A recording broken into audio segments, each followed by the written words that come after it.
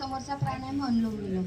अनुलोम विलोम करताना पण आपण राईट हँड घ्यायचा आणि लेफ्ट नोस्ट्रलनी चालू करायचं. ठीक आहे. करताना बेसिक आहे, लेफ्टनी चालू करायचं, कुठूनही चालू करायचं नाही. लेफ्टनी केलं की लेफ्टनी सोडून त्याला स्टॉप करायचं. ठीक आहे. आणि घेताना हा दीर्घ घ्यायचा. दीर्घ घेतला बघा, आवाज जर केला असा जर केला तुम्ही तर ह्या नाकपुड्यावर ताण पडते आणि याची आग होणं चालू होते आणि हा दीर्घ जात नाही आणि तुमचं मन पण लागत नाही. तर प्राणायाम करताना आपला आवाज दुसऱ्याला गेला नाही पाहिजे आणि दुसरा इरिटेट झाला नाही पाहिजे. आपण आपल्या समोरचा एखादी घोरला किंवा वेगवेगळ्या प्रकारचे आवाज केले तर आपलं माइंड कसं डिस्टर्ब होते, काय हा आवाज करत आहे असं होते. म्हणून प्राणायाम करताना तुम्ही 100ही लोक राहिले ना तरी पण एकामेकाचा आवाज एकामेकाला गेला नाही पाहिजे. या पद्धतीनं आपले प्राणायाम करायचे. बिलकुल सॉन्ग जरी नाही लावलं तरी लोकांना पता नाही लागला पाहिजे की माझ्या बाजूला दुसरा बसलाय. तर प्राणायाम अशा पद्धतीनं करायचे. कसे बघा, हा घेतला, बंद केला, हा बघा मी श्वास घेते पण माझा आवाज होणार नाही असा.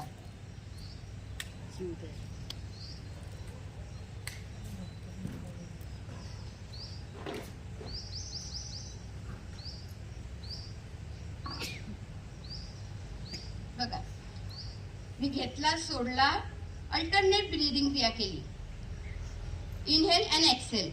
ठीक आहे ना.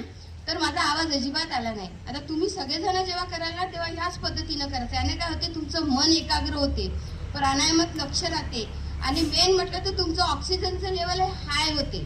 आणि जेव्हा तुम्ही श्वासाचा आवाज करता ना तेव्हा तुम्ही स्वतः डिस्टर्ब होता आणि दुसऱ्याला डिस्टर्ब करता. म्हणून श्वासाचा आवाज कधीही अनुलोम विलोम करताना करायचा नाही. प्राणायाम असे करायचे की जिथे शांतता असली पाहिजे. आपण प्राणायाम का बरं म्हणतो, मन शांती का बरं म्हणतो, कारण आपल्याला तिथे शांतता मिळाली पाहिजे. आता बघा, तुम्ही एवढे करत आहे, तुमच्या एकाचाही आवाज येत नाही आहे, तर तुम्हालाच बघा वातावरण किती छान वाटत आहे. आणि हेच जर तुम्ही सगळ्यांना आपापल्या तऱ्हेनं आवाज केले तर कसं होणार ते.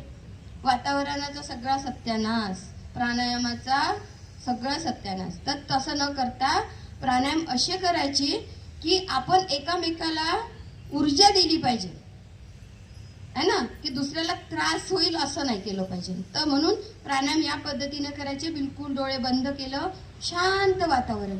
सॉन्ग जरी नाही लावलं तरी एकामेका, तुम्ही इथं 50 जण असणार तरी 50 जण आहे हे कोणालाही कळलं नाही पाहिजे की मी प्राणायाम करत आहे.